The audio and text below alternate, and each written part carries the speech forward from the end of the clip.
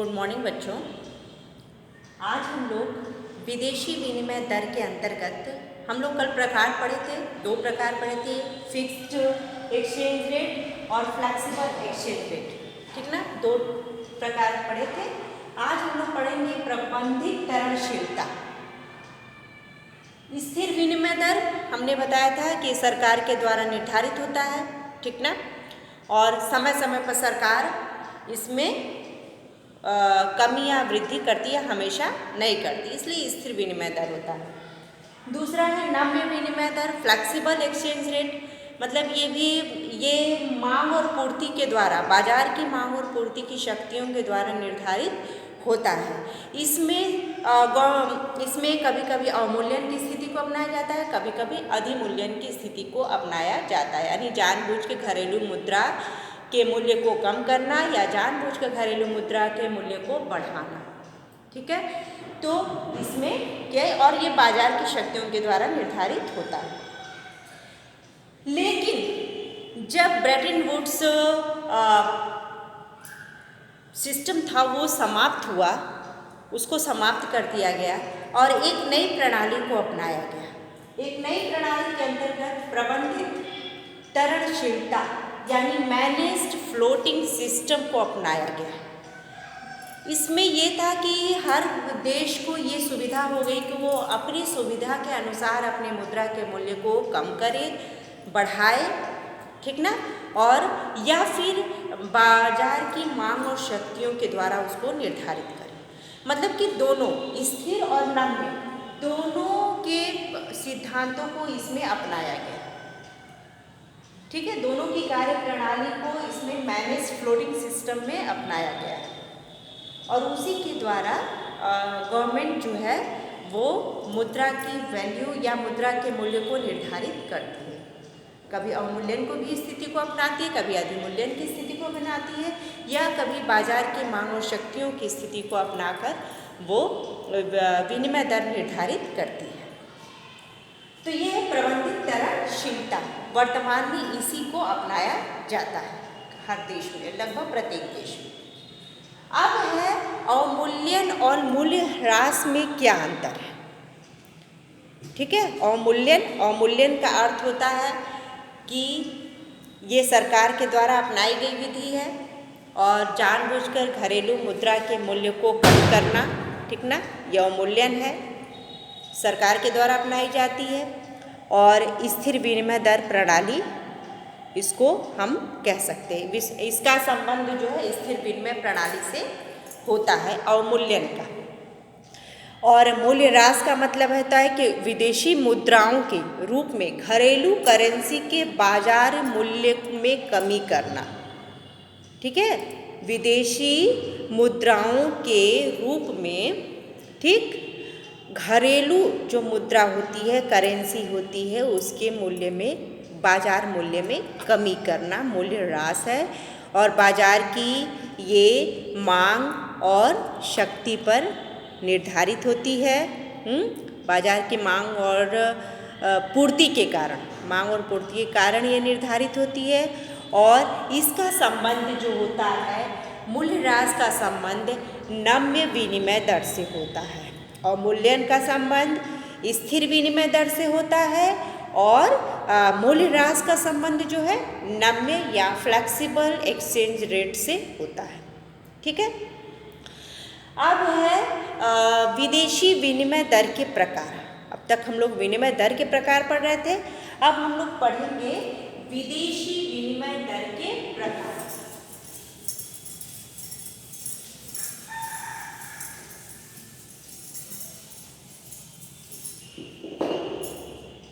विदेशी विनिमय दर के, ठीक है, प्रकार।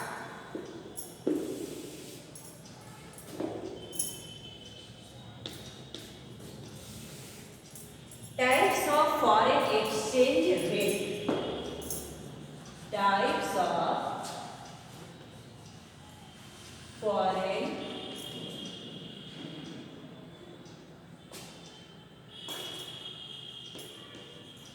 एक्सचेंज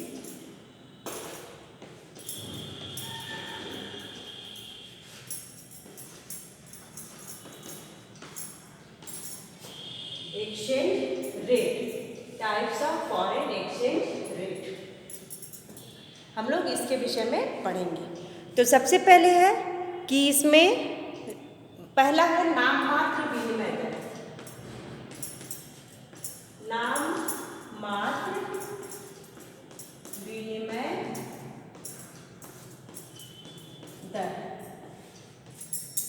दूसरा है इसमें नाम मात्र प्रभावी विनिमय दर। तीसरा है वास्तविक विनिमय दर और वास्तविक प्रभावी विनिमय दर। ठीक है, नाम मात्र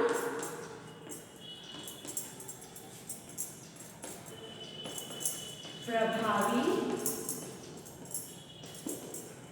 विनिमय दर। तीसरा है वास्तविक विनिमय दर और चौथा है वास्तविक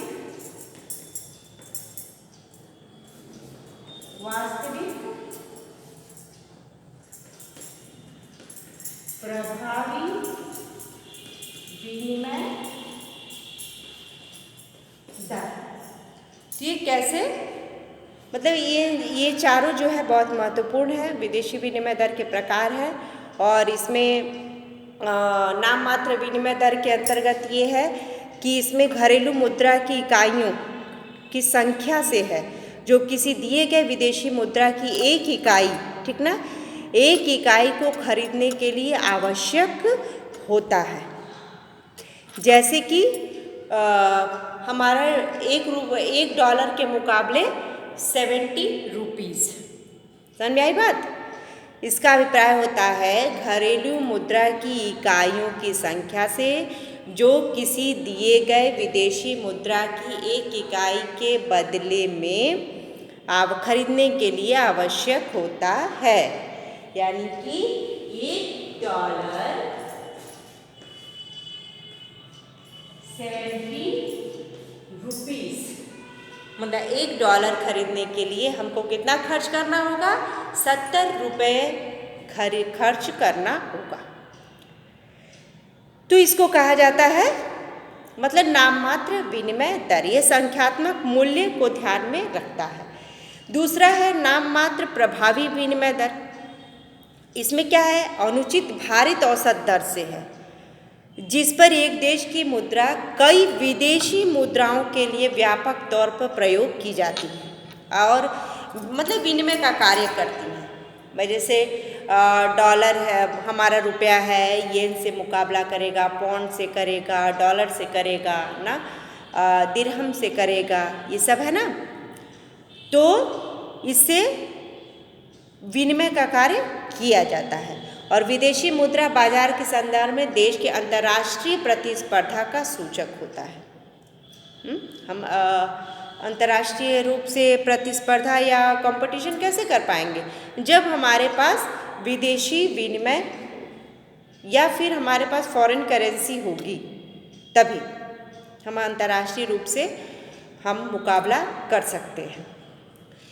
फिर है वास्तविक विनिमय दर। वास्तविक विनिमय दर किसे कहेंगे? विदेश से मूल्य स्तर के अनुपात और घरेलू मूल्य स्तर के रूप में, ठीक ना। विदेशी जो विनिमय, इस विनिमय दर को विदेश में मूल्य स्तर के अनुपात जो रेशियो होता है और जो घरेलू मूल्य स्तर का रूप में इसको परिभाषित किया जाता है, दोनों को, वास्तविक विनिमय दर को। और जहां विदेशी मुद्रा को वर्तमान नाममात्र विनिमय दर के माध्यम से घरेलू मुद्रा इकाइयों में परिवर्तित किया जाता है। जो मतलब हमारे पास फॉरेन करेंसी है वो किस रूप में परिवर्तित किया जाएगा? घरेलू मुद्रा, जो डोमेस्टिक हमारी करेंसी है उसमें उसको तब्दील किया जाता है। तो ये वास्तविक विनिमय दर होता है। अपने घरेलू विदेशी मुद्राओं को अपने घरेलू मुद्रा में बदलना क्या है? वास्तविक विनिमय दर है। और वास्तविक प्रभावी विनिमय दर क्या होगा? इसमें मुद्रास्फीति के साथ समायोजन स्थापित करना है, ठीक ना। मुद्रास्फीति का जो प्रभाव होता है, मुद्रास्फीति का मतलब जानते हैं ना कि वस्तुओं की प्राइस जो होती है बहुत ज़्यादा बढ़ने लगती है, तो उसका जो प्रभाव होता है मूल्य स्तर के इसमें मुद्रास्फीति के प्रभाव के लिए समायोजित अन्य प्रमुख मुद्राओं के एक सूचकांक के संबंध में देश की मुद्रा के भारित औसत से है, यानी यूएस डॉलर, जापानी येन और यूरो के सापेक्ष एक व्यक्तिगत देश की मुद्रा मूल्य को निर्धारित करने के लिए किया जाता है। मान लीजिए हमारा रुपया है, जापान में येन है, डॉलर है, अमेरिका का डॉलर है, इसी तरह से फ्रांस वगैरह में चले जाइए, ठीक है ना, फ्रैंक है, या फिर हम उसको ले सकते हैं पौंड है। तो ये सब क्या होता है, इसी के सापेक्ष हमारा जो व्यक्तिगत मुद्रा है, अपने व्यक्तिगत देश यानी घरेलू मुद्रा है, उसके मूल्य को निर्धारित किया जाता है। तो इसको वास्तविक प्रभावी विनिमय दर कहा जाता है, ठीक है। इसके लिए एक इंडेक्स निकाला जाता है, उसके माध्यम से ये दर निर्धारित होता है। अब विदेशी विनिमय दर में परिवर्तन या विदेशी विनिमय दर में परिवर्तन कैसे होता है? तो ये मांग में परिवर्तन के द्वारा होगा और पूर्ति में परिवर्तन के द्वारा होता है। मांग और पूर्ति में, दोनों में, मतलब विदेशी विनिमय की मांग और विदेशी जो करेंसी होती है उसमें उसकी पूर्ति। मांग में परिवर्तन को मांग में वृद्धि या मांग में कमी के द्वारा देखा जाता है। मांग में परिवर्तन का मतलब है कि कभी कभी मांग में वृद्धि हो जाती है और कभी कभी मांग में कमी हो जाती है, ठीक ना। तो उसके द्वारा इसको देखा जाता है। देखिए यहाँ मांग में परिवर्तन को दिखाना है, ठीक है ना। विदेशी विनिमय की मांग में परिवर्तन, यानी कि मांग में परिवर्तन का अर्थ होता है कि विदेशी विनिमय की मांग में कमी या कभी कभी मांग में वृद्धि होना। तो मान लीजिए हमारी विदेशी विनिमय दर, सप्लाई जो है, विदेशी करेंसी की सप्लाई जो है वो स्थिर है, ठीक ना, वो स्थिर है, तब मांग में वृद्धि होगी, क्योंकि उस करेंसी का क्या, मांग में वृद्धि का मतलब है करेंसी का अवमूल्यन किया जाएगा, ठीक ना, यानी कि उसके मूल्य में कमी करना। तो विदेशी विनिमय दर में वृद्धि हो जाएगी। तो जब सप्लाई स्थिर है, डिमांड हो गई D1, तो विदेशी विनिमय दर कहाँ निर्धारित हो जाएगी, ई पर। शुरुआत में कहाँ पे है, सप्लाई SS है, कोई परिवर्तन नहीं है विदेशी विनिमय करेंसी में, पूर्ति में, और डिमांड हमारी है DD, ठीक है, DD डिमांड है, और संतुलन बिंदु स्थापित हो रही है ई बिंदु पर, यानी कि एक विदेशी विनिमय फॉरेन एक्सचेंज रेट कितना है, OR जो है वो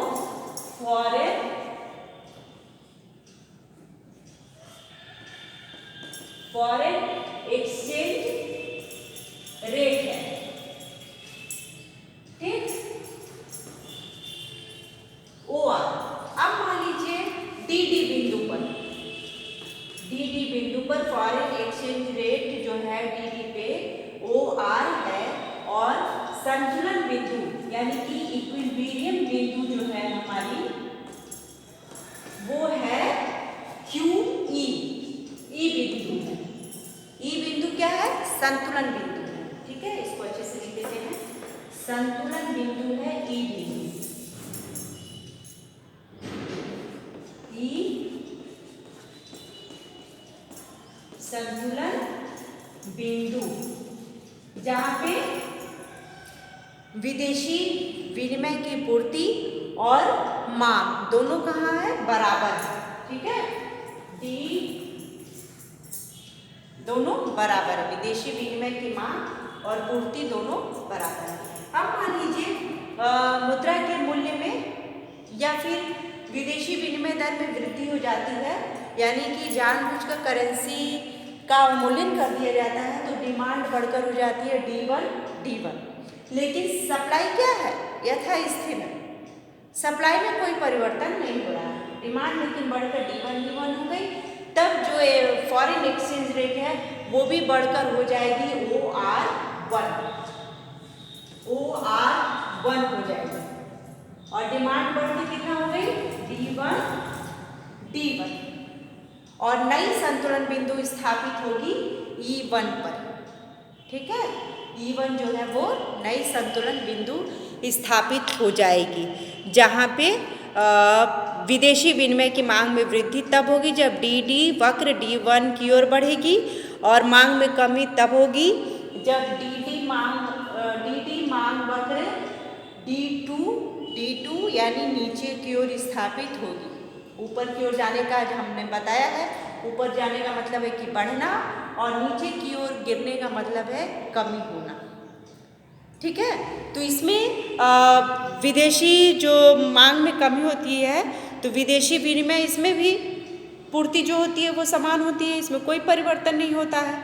ठीक ना, परंतु मांग में कमी हो जाए तो विदेशी विनिमय दर क्या हो जाती है, वो भी घट जाती है। डिमांड घट के कितनी होगी विदेशी विनिमय की, D2, तो इससे जो विदेशी विनिमय दर होगी वो भी घटकर हो जाएगी OR2। ठीक है, OR2 हो जाएगी और एक नई संतुलन बिंदु स्थापित होगी E2। यानी कि जैसे जैसे सप्लाई जब यथास्थिर है लेकिन डिमांड में जब वृद्धि होती है तो एक्सचेंज रेट बढ़ता है। ठीक है, डिमांड में जब कमी होती है विदेशी विनिमय की, डिमांड में जब विदेशी करेंसी की डिमांड में जब कमी होगी तो क्या हो जाएगा, विदेशी विनिमय दर जो है उसमें भी कमी आएगी। तो ये मांग में वृद्धि और कमी का तात्पर्य है, लेकिन सप्लाई क्या होना चाहिए, समान होना चाहिए, सप्लाई में कोई परिवर्तन नहीं होना चाहिए।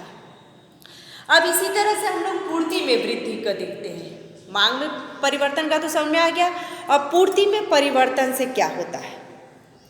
ठीक है, तो इसको भी हम लोग ग्राफ के माध्यम से देखते हैं कि किस तरह से पूर्ति में परिवर्तन का क्या प्रभाव पड़ता है।